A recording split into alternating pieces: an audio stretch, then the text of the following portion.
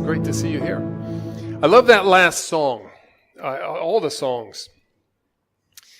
Maybe you don't know, the very first song we sang was written by a lady, Fanny Crosby. And it was like Nate explained, it's an old English language hymn and familiar to some of you, not to very many. You may be surprised to know that when Fanny Crosby was alive, she was one of the most famous people in America. They sang her songs at the White House. She wrote so many songs that will be like in Uruguay today saying, a little song from Jorge Drexler. And all the Uruguayans will be like, what? And so here we are singing a song. She wrote so many. But a legacy of a life. How do you achieve a legacy? It's these disciplines that we have in our life. And life is strange.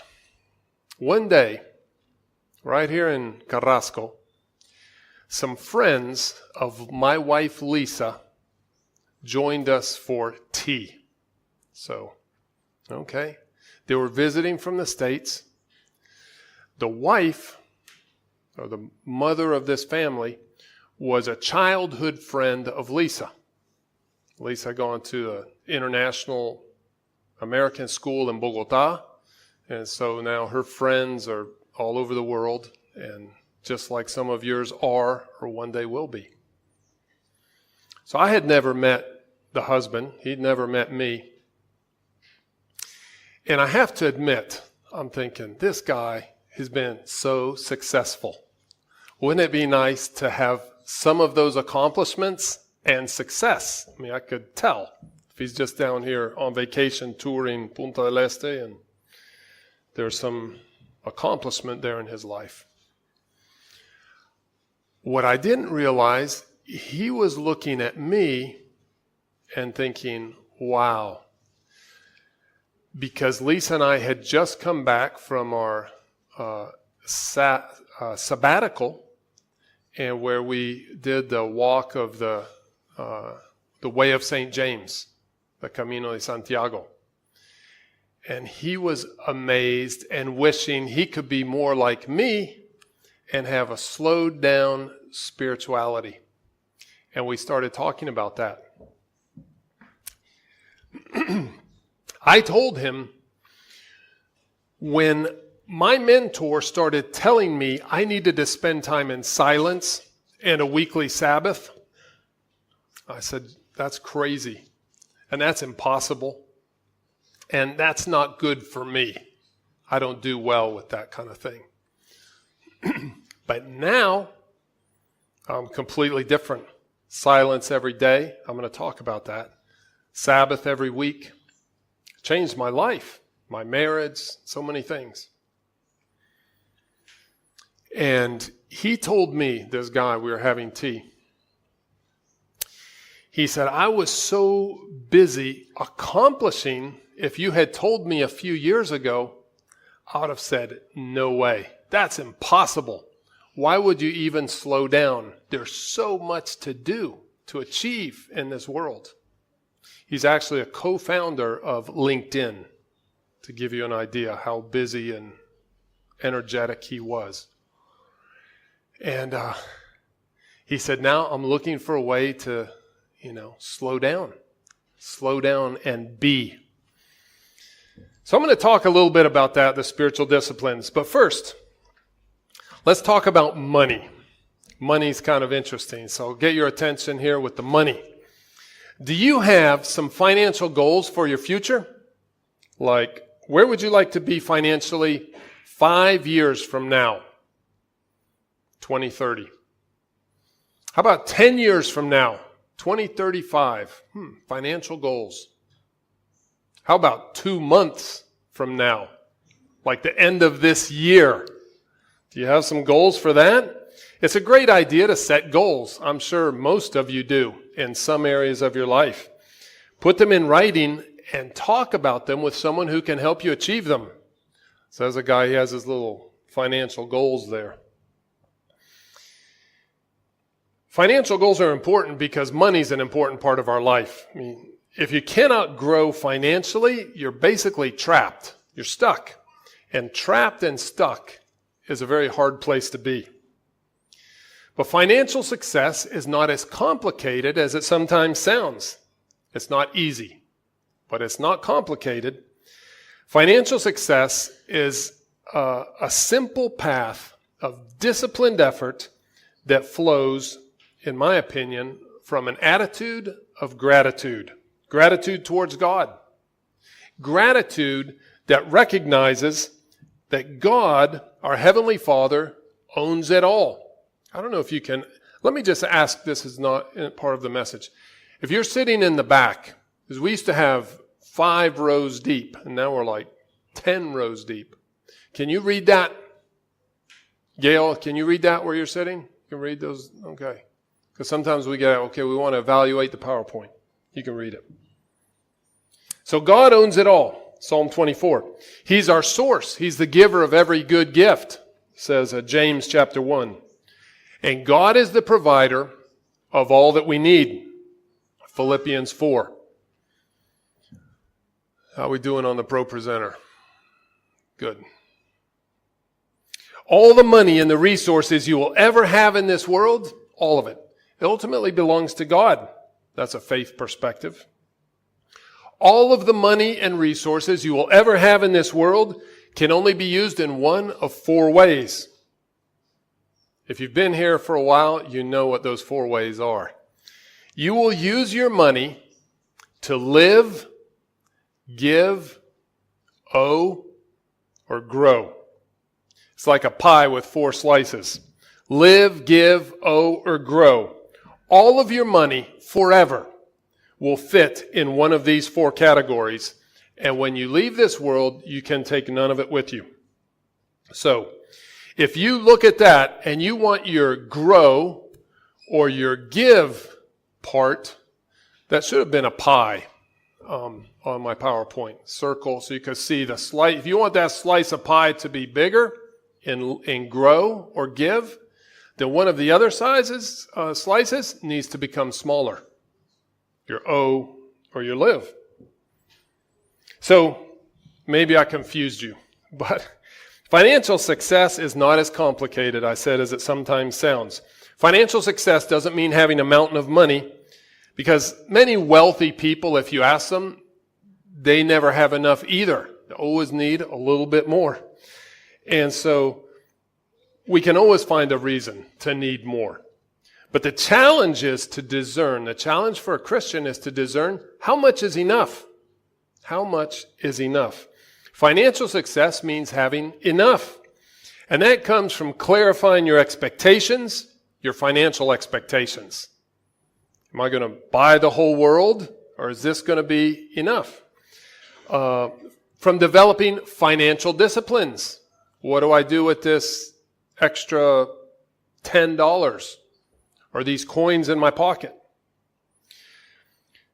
Financial success comes from eliminating and avoiding financial debt.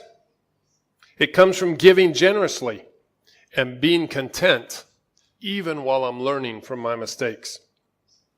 Now, for many decades, a man named Ron Blue has been the gold standard for financial advice from a faith perspective, at least in the United States. He keeps things very simple and clear. Besides telling us what are the 4 uses for money, he's identified 5 habits or disciplines that anyone can follow to help establish financial stability and eventually success. Now, they're not secrets. They're not mysterious things. I'm sure all of you know them. But I'm wondering, are you experiencing the peace and contentment of growing in these disciplines? The 5 habits are all rooted in one primary principle that we'll call habit number 1. Spend less than you earn. If you can do that over the course of your life, starting today, you're always going to come out ahead. It's guaranteed. Spend less than you earn. But this habit requires effort. And you know what is the hardest part?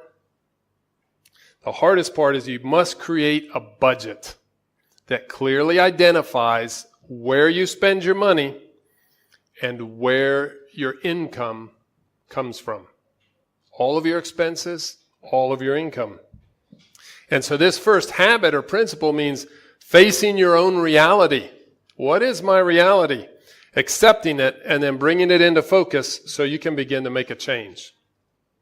Okay? I think that's pretty simple. That's pretty clear. Now, if you do it or not, that's another story. But the principle is clear. So before I go to habit number 2, I want us to think about another area of our life, because we're going to apply these principles of finance to another part of our life. Every person is a steward or an administrator. Steward means administrator. Of our finances, but also of our energy, our talents, our time, our relationships, our life.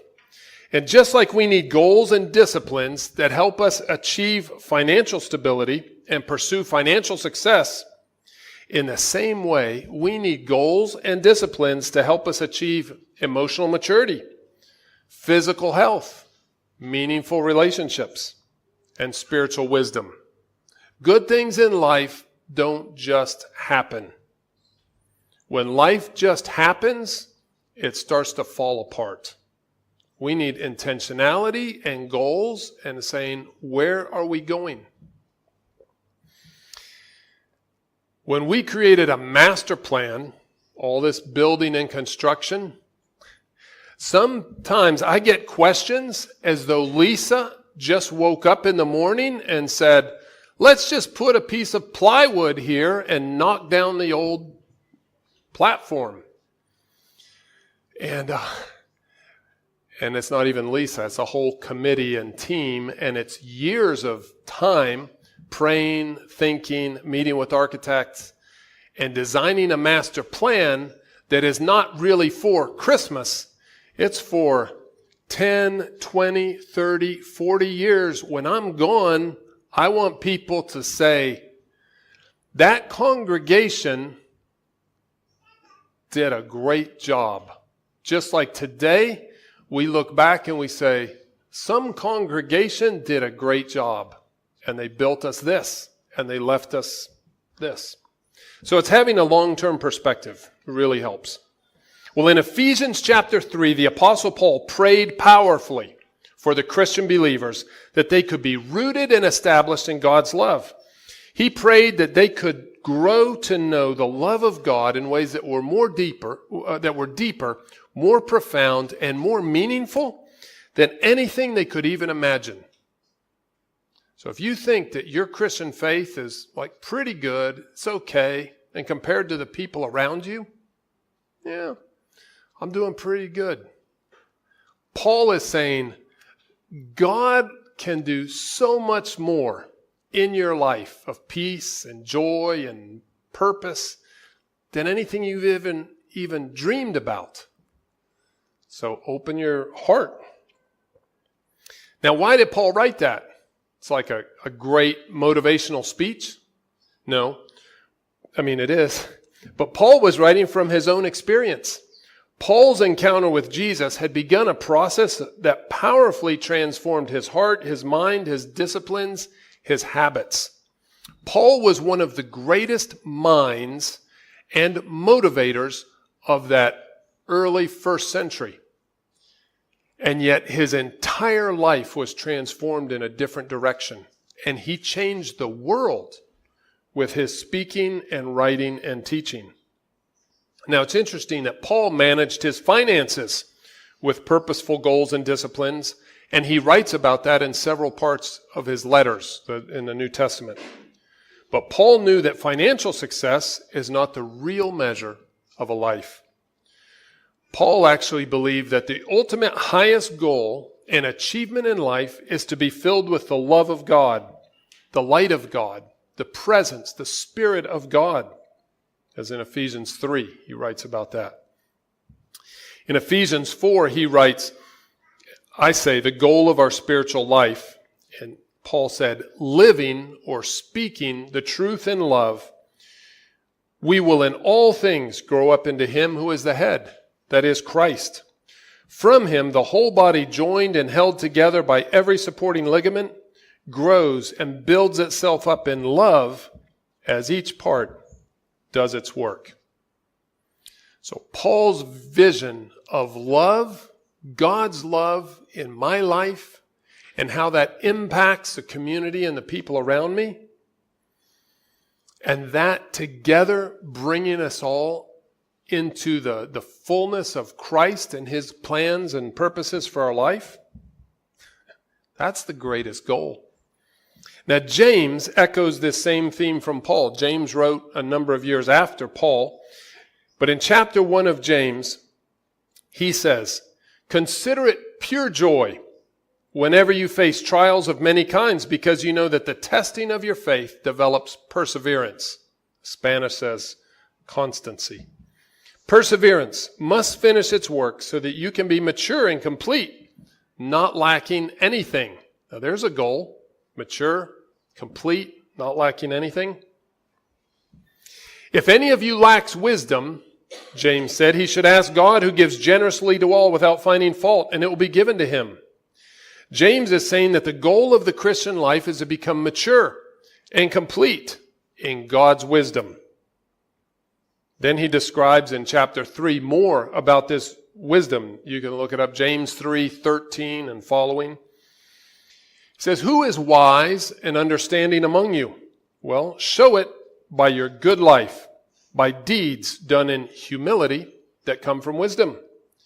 But if you harbor bitter envy, selfish ambition in your heart, don't boast about it or deny that truth. Such wisdom does not come down from heaven, but it's earthly, it's human, it's from the devil. Because wherever you have envy and selfish ambition, there you will find disorder and every evil practice." James continues writing, "The wisdom that comes from heaven, from God, is pure. It's peaceful, loving, considerate, submissive, full of mercy, good fruit, impartial, sincere. Peacemakers who sow in peace raise a harvest of righteousness." That's that goal. What do I want my life to produce? Sowing means like sowing seeds. And my life, the conversations, the way that I interact today is creating the community and the harvest for years from now. It's a beautiful passage. Our goal as Christians, as followers of Christ, is to be filled with his Spirit and to allow his work in our lives to transform us even as we struggle through trials and difficulties. It's not to mean there won't be trials and difficulties. The way we learn wisdom is learning from our bad experiences. Say, oh, what lesson can I learn and grow from that? The tough times teach us perseverance and patience with God's purpose of developing wisdom in us. Wisdom from God manifests itself, it displays itself as pure, peaceful, merciful, loving, non-judgmental, sincere, considerate, humble. Now, not everybody has kids or will have kids. I had 3 kids that I raised the best I could with Lisa. And the best part of being a grandparent is I am now looking back and seeing so many mistakes that I made and things I wish I could go back and have those days and weeks and moments again. But I can't. And I have a different kind of wisdom and love and also knowledge that I need to keep growing. And so sharing that with the grandkids. So let's go back to finances. Are you making a connection in your mind between financial goals and spiritual goals? Think about it like this. In finance, I want stability. Do you want stability in your finances? Freedom from debt, contentment, and capacity to give to others. So growing in any area of finances requires goals, disciplines, intentionality. In my heart, in my mind, my spiritual life, I also want stability. Do you like to live like down and then up? No, nobody does. I want to be stable. I want freedom from guilt and shame, contentment, and capacity to serve and love others well. So growth in any area of my spiritual life requires goals, disciplines, intentionality. Who do I want to be in 10 years? The same John I am today? No. 5 years? 2 months? By the end of the year? I hope you find this comparison between financial growth and spiritual growth helpful. Talking about financial growth to me with other people, I see people get excited. They're like, oh, okay, it feels hopeful, it feels practical, it feels like, okay, I want to do something. But sometimes talking about spiritual growth and spiritual disciplines with people feels kind of mystical and intangible, and you see people's minds just kind of wandering away. So let me just quickly state the 5 habits that Ron Blue says for financial freedom, and I'm going to make a brief connection with spiritual disciplines. His 5 principles: spend less than you earn. That's number 1. Everything comes from that. 2, eliminate and avoid debt. 3, create margin. That's like an emergency fund is the first thing. You have a little emergency fund and you have some money to be able to do your next goal. Then you set long-term goals and you give generously. So how would you apply those same principles to spiritual growth in your life? If somebody thinks I went over that too fast, I'm sorry. If you've been in the church for a while, you've heard us talk about this endlessly. So that's why I would just go over it quickly. But let me show you how I apply these principles in my life in the connection with the spiritual side. The first one, spend less than you earn. I think of embracing limits. And I'm going to give you some Bible verses. If you like to make notes, you can write it down or you can take a picture. It's a little tiny, but it's up there on the screen. 2 Corinthians 12, 9 and 10. But accepting limits, embracing limits, we talk about in emotionally healthy spirituality. For example, just like I can't buy everything I want. I can't contribute to every single cause. I cannot possibly spend time with all of the people in all of the places where I would like to be. I'm limited. I'm limited by my time, by my circumstances. I'm limited by my education. So many things. So I must learn to embrace my limits as a gift from God. My limits are part of my identity. It's part of my uniqueness. Some limits can be overcome, but some cannot.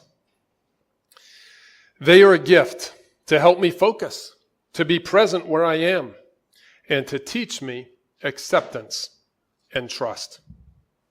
In a limit, in my life, I've studied like 7 languages, but only 2 of them are useful to me. All the rest, I just had to let them go. Because when I was young, I thought, I'm going to learn all these languages. But I couldn't. I have to accept a limit that I'll never be speaking Telugu to my friend David. Right? So we'll do the best we can with our English. So embracing the limits. Avoid debt. Eliminate debt. And so from Romans 13:8, I think of forgiving and asking forgiveness. Consumer debt, like just spending, owing money on your credit cards, things like that, that's like a chain holding you back. You cannot ever be free when you owe people money that you simply cannot pay. And by the same principle, we cannot be fully free when we don't understand the power of our past, the impact of our family of origin, and the power of forgiving other people and forgiving ourselves. That's almost maybe the hardest one for many. Can I forgive myself? Others. Can I forgive God? So why would you forgive God? Well, have you ever been angry at God for some situation or circumstance in your life? He should have done something differently if he has the power, right? People are angry at God. Can you forgive him and receive his love and forgiveness into your life? Forgiving and allowing ourselves to be forgiven requires a spiritual discipline of humility. And that comes from times of silence. and engaging with other people. Silence is the spiritual discipline that will guide you into a deeper humility. So number 3, create margin. Like an emergency fund is the first step of margin. Say, how much is a fund for your emergency? And the question is, well, what kind of crisis would create financial crisis situation would be an emergency for you? And you want to have enough that you don't have that crisis. If you don't have financial margin, every unexpected expense becomes a crisis. Without margin in my schedule, my life, my spirit, my heart, my mind, I can't breathe, feel overwhelmed. And if I don't have room for my own activities, how will I ever discern changes or shifts or unexpected opportunities that God may be bringing my way? Some of the best things in life are unexpected surprises. Somebody you meet along the way. Some invitation that you change your plans and do something different. But unless I can learn the discipline of a slowed down spirituality, I will be a slave to my own busyness. I am John, discovering great peace and purposefulness in practicing the difficult discipline of silence and sitting quietly before God as a daily habit and a weekly rhythm. It's like saving money for a long-term goal. It's difficult today, it's difficult this week and this month, but in time, it becomes a reward for making a tough choice. Some of you have complimented me or said, notice that I got a little slimmer. Well, I worked hard to lose like 10 kilos in 2025. Did I like it? No. Did I enjoy it? No. Sometimes I grumbled to Lisa, let's just have something to eat. But what I like is to be now 10 kilos less. I feel better. My knees don't hurt as much. So many good things. But did I enjoy the process? No. So, same thing for learning silence. I did not enjoy the process. And now I'm enjoying what it has produced in me. Same with saving money. I like to spend money. I like to get one more hamburger. Let's buy an ice cream. Let's do this or do that. And what are you laughing, Salim? Salim knows me. Let's have a chicken sandwich. But do I like having created some savings and disciplines that help me get where I am across my life? Yes. So 4, set long-term goals. For money, a long-term goal may be, I need to change the refrigerator. That's one kind of long-term goal, but there's even longer-term goals, retirement. I don't know what the things that will be a long-term goal for you. But in a spiritual life, do you look down the road and say, I want to leave a legacy? How do I want to be remembered? How do you want to be remembered by the people that are close to you? I realized one day, in silence, thinking about my life and the family of origin, that I could easily go 5 years, 10 years, without talking to some of my siblings. I didn't miss it. Didn't think about it. I was going to call them next month. I'll call them when it's their birthday. Well, yeah, I missed it. Well, next year. And I didn't think that was a problem. And one day in silence, I said, John, that is a problem. How can you not be intentional about developing a relationship with your family? So, was it tragic? No. It was just, my family said, no news is good news. So nobody ever called unless there was a problem. So why would I call? It's no problem. I'm fine. And hopefully you're fine. But I changed. And now I deliberately make an effort and put in my schedule to try to build the relationship with my family. And it's been a really good thing.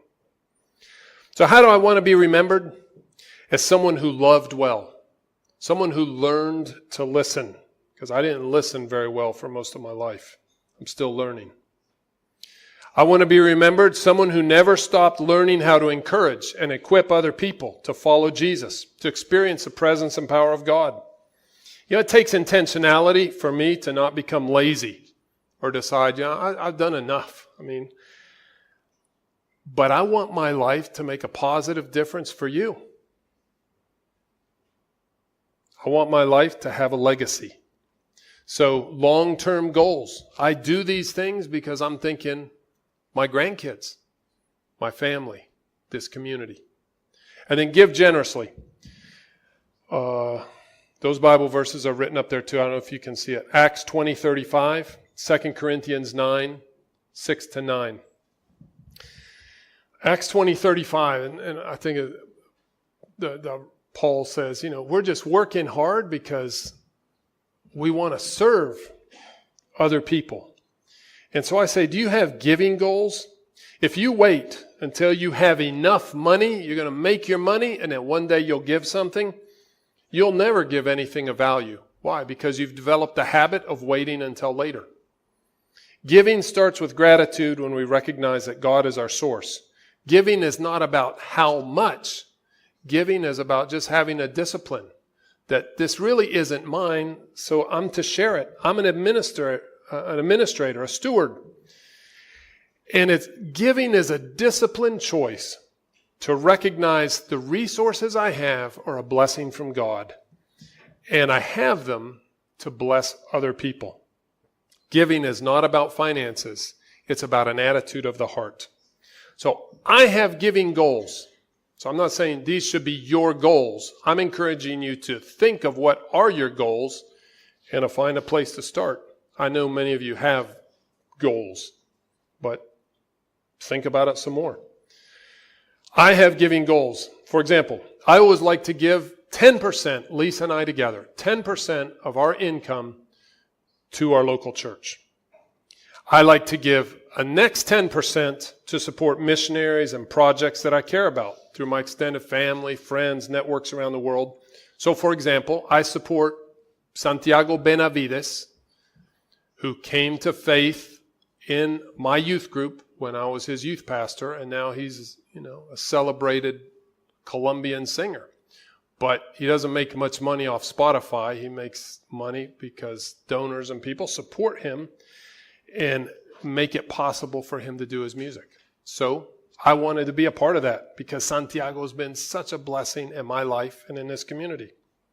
So like that, Lisa and I have projects and people we support financially, we pray for, just like many people support us and pray for us. The reason I am here is because I come as a missionary and there's a whole team of people, most of them you'll never know and they'll never know you, that pray and give and support so that we can be pastors here in Montevideo.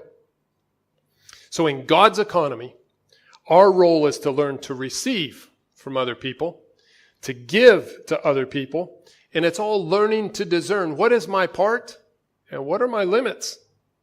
There will always be more needs and opportunities than we can help. So that is why our first discipline, or a primary discipline, is learning to discern our God-given limits. The Christian life is really about learning to discern. Where is God? What is He doing? What is He teaching me? So spiritual growth is not that different from financial growth from a faith perspective. All of our lives, all of our resources are gifts. And we're stewards and administrators for just a few years while we're here. Life is a learning process. This is my perspective. Life is a learning process that's preparing us for eternity. When we have a long-term perspective in finances, that goal helps pull us forward. When we have a long-term perspective of faith in a future that literally goes on forever, then we can see with joy that right now, these are our years to develop the disciplines that will pull us forward encourage and equip the people around us, and give us the privilege of bringing beauty to our world and glory to God, who wants to do in us much more than we can ever ask or imagine. So being busy is good. Life is about doing things. But even more important than anything you ever accomplish is the kind of person you are and that you are becoming. And so just start where you are, be nice to yourself, and say, okay, I want to improve. I want to grow. And how am I going to do it to get there? And if you didn't learn anything else besides maybe setting a goal and saying, I want my life to grow so that I can be a blessing to others, the first place to start is implement some silence. In a little bit of silence, you'll begin to hear the noise that's in your life. And it can be scary. It can be frightening. And then you say, okay, what does that teach me about myself? How do I want to grow? And God, He's going to guide you. I love this church. I love that we have a community that we can share with and friends that you can meet. Take time. I know many of you do. But maybe make an extra effort to meet the people and hear their stories. The guys that are signed up for the men's retreat next weekend are going to come back with a whole new appreciation for the people that are sitting around them and in the small groups and in these times. We're going to have a great time together.